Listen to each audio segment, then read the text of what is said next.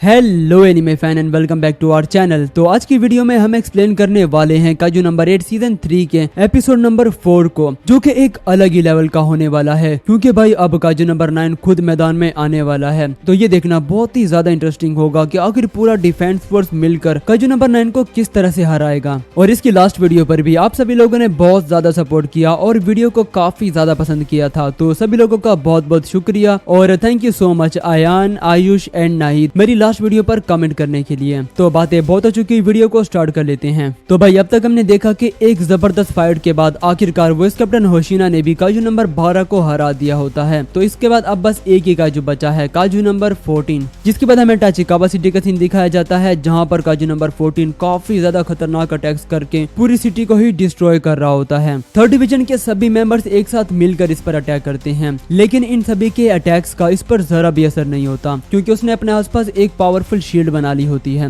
जो देखिए सभी लोग काफी ज्यादा शॉक्ड होते हैं और इन्हें कुछ भी समझ में नहीं आ रहा होता कि आखिर भाई ये लोग इसे कैसे हराएंगे, क्योंकि इसकी शील्ड काफी ज्यादा स्ट्रॉन्ग है और चाहे ये लोग जितने भी अटैक कर लें वो टूटने वाली नहीं है। तभी इन्हें यहाँ पर मीना आशिरो की आवाज सुनाई देती है और वो कहती है कि फिक्र करने की जरूरत नहीं है, मैं सब कुछ संभाल लूंगी। तो भी हम मीना आशिरो को देखते हैं जो कि भाई अपने लायन के साथ एक दासू एंट्री मारती है, जिसके बाद हमें मीना की भी एक छोटी सी बैक स्टोरी दिखाई जाती है कि उसने डिफेंस फोर्स को किस तरह से ज्वाइन किया था। और हाँ, एक जरूरी बात, वीडियो को एंड तक लाजमी देखना क्योंकि वीडियो के लास्ट में मैं आप सभी लोगों से कुछ इंपॉर्टेंट बात करने वाला हूँ। खैर तो आते हैं वापस वीडियो की तरफ, जहाँ हम देखते हैं कि मीना और काफका दोनों एक साथ मिलकर डिफेंस फोर्स को ज्वाइन करने के लिए आते हैं। काफका मीना से कहता है कि तुम तो काफी ज्यादा टेंशन में लग रही हो, अरे फिक्र मत करो, तुम बस मुझे फॉलो करना और सब कुछ ठीक होगा। क्योंकि भाई हमारा लोंडा इससे पहले भी 5 बार एग्जाम दे चुका होता है। हाँ, वो अलग बात है कि वो एक भी बार सिलेक्ट नहीं हुआ, लेकिन फिर भी उसमें कॉन्फिडेंट तो कूट कूट के भरा हुआ है। खैर तो इसके बाद हम देखते हैं कि मीना अपने पहले एग्जाम में ही सिलेक्ट हो जाती है और वो जब पहली बार असल ट्रेनिंग कर रही होती है तो भाई साहब वो पहली बार में ही इतना ज्यादा पावरफुल अटैक करती है कि सभी लोग काफी ज्यादा शॉक्ड हो जाते हैं कि इस लड़की के पास तो नेक्स्ट लेवल की पावर है।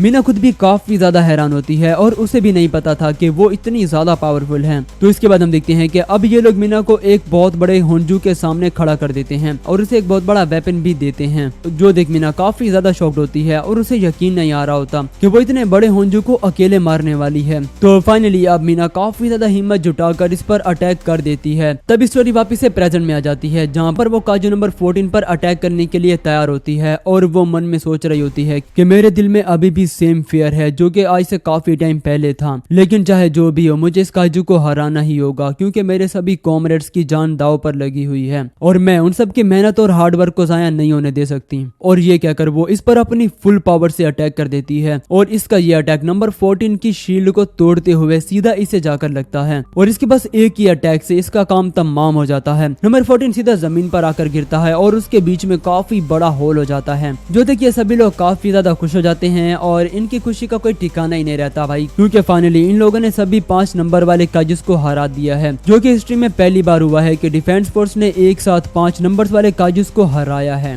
सभी लोग काफी ज्यादा एंजॉय कर रहे होते हैं और काफी ज्यादा खुशियां मना रहे होते हैं, लेकिन इन सब की ये खुशी बस कुछ ही टाइम की होती है क्योंकि तभी काजू नंबर 9 इनके एक ड्रोन कैमरे को पकड़कर इनसे बात करता है और कहता है कि माइक टेस्टिंग, मेरी आवाज सबको आ रही है या नहीं? तो फिर ठीक है, तो कैसे हैं सब डिफेंस फोर्स वाले? मुझे लगा नहीं था कि तुम लोग मेरे बनाए हुए सभी मास्टरपीस को इतनी जल्दी हरा लोगे। तुम सभी लोग तो काफी ज्यादा पावरफुल बन चुके हो, जितना मैंने इस की मेमोरीज में देखा था उससे भी कहीं गुना ज्यादा पावरफुल। लेकिन फिर भी मैं ये जंग जीत जाऊंगा क्योंकि मैं उस डिस्परेट और डिस्ट्रक्टिव पावर को हासिल करने वाला हूँ। तभी हम देखते हैं कि काजू नंबर 14 का कलर अचानक से चेंज होकर व्हाइट हो जाता है और उसके अंदर एक टेलीपोर्टेशन गेट ओपन हो जाता है और काजू नंबर 9 उसके अंदर से टेलीपोर्ट होकर सीधा जाता है मीना आशिरो की तरफ। तो इसका मतलब है कि अब काजू नंबर 9 का प्लान मीना आशिरो की बॉडी पर कब्जा करने का है। तो आप सभी लोगों को क्या लगता है कि वो इस बार भी सक्सीड हो जाएगा या नहीं? खैर ये देखकर काफका और बाकी सभी लोग काफी ज्यादा शॉक्ड हो जाते हैं और मीना को बचाने के लिए आने लगते हैं, लेकिन नंबर 9 कहता है कि तुम सब लोग कभी भी यहाँ तक नहीं आ पाओगे और उसके ये कहते ही यहाँ पर बहुत सारे काजूस आ जाते हैं और उन सभी का फोर्टीट्यूड लेवल भी 8 पॉइंट से ज्यादा होता है। मतलब कि भाई इन्होंने 5 नंबर्स वाले काजू को इतनी मुश्किल से हराया है जिनका फोर्टीट्यूड लेवल लेवल 9 था, तो ये लोग इतने सारे 842 लेवल वाले काजूस को किस तरह से हराएंगे। हम देखते हैं कि ये सभी काजू साइज में भी काफी ज्यादा बड़े होते हैं, जिन्हें देखकर इन सभी लोगों की तो हालत ही खराबी पड़ी होती है कि अभी तक तो वो लोग पहली फाइट से भी रिकवर नहीं हुए, तो आखिर ये लोग इतने सारे काजूस को कैसे हराएंगे। काफका कहता है कि चाहे जो भी हो, मुझे जल्द से जल्द मीना के पास जाना होगा क्योंकि वो वहाँ अकेली है, लेकिन उसके सामने भी काफी सारे काजूस होते हैं और इसे इन सभी को हराना होगा। तभी ये काजू इस पर अटैक कर देता है, लेकिन काफका इसके अटैक से बच जाता है। और साथ ही हम देखते हैं कि भाई इन सभी काजूस ने इस पूरे शहर का हुलिया ही बिगाड़ कर रख दिया होता है। काजू नंबर 9 भी यहाँ कह रहा होता है कि तुम सभी लोग कभी भी यहाँ तक नहीं आ पाओगे। जिसके बाद हम फिर से काफका को देखते हैं, जहाँ पर ये काजू फिर से इस पर अटैक करने लगता है, लेकिन इस बार काफका इसे एक जोरदार लात दे मारता है, जिस वजह से इस काजू का फेस सीधा नीचे जमीन की तरफ हो जाता है और वो काजू सीधा जमीन पर ही अपना लेजर अटैक कर देता है। और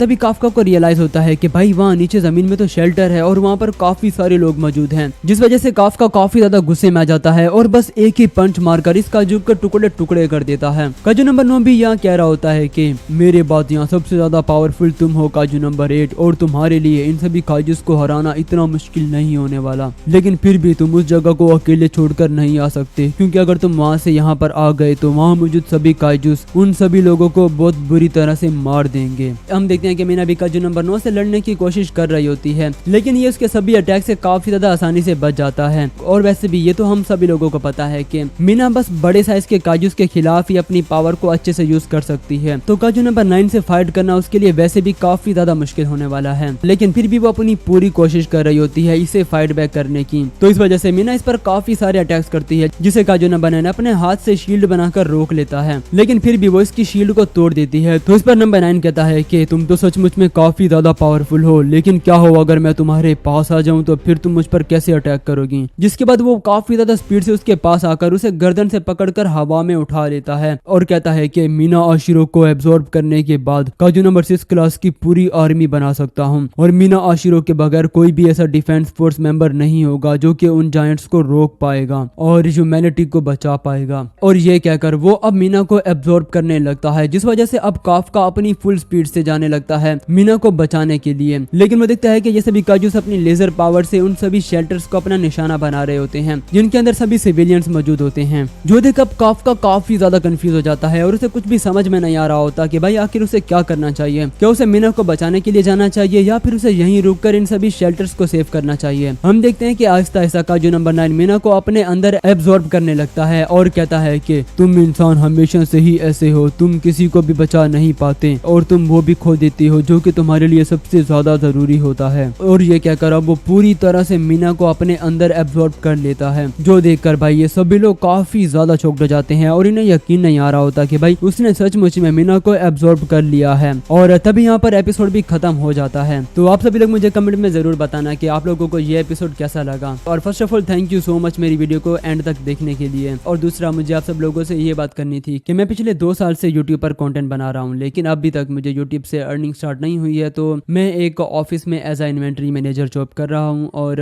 वहाँ पर मेरी जो टाइमिंग है वो 9 to 5 है। और कभी कभार ऐसा होता है कि मुझे वहाँ से आने में काफ़ी देर हो जाती है, तो मेरी जो वीडियो है वो थोड़ा लेट हो जाती है। वैसे तो मैं अपनी पूरी कोशिश करता हूँ कि जितना भी हो सके मैं का जो नंबर 8 का जो सीजन 3 है मैं इसे जल्द से जल्द कंप्लीट करने की कोशिश करूँ। तो इसीलिए आप सभी से रिक्वेस्ट थी कि आप सभी लोग मेरी वीडियोस को ज़रूर सपोर्ट करें और आपसे मैं पूरी कोशिश करूँगा कि जितना जल्दी हो सके मैं वीडियोस को जल्द से जल्द अपलोड करूँ। तो थैंक यू सो मच मेरी वीडियोस को इतना ज़्यादा प्यार देने के लिए और लाइक करने के लिए। तो मिलते हैं नेक्स्ट वीडियो में।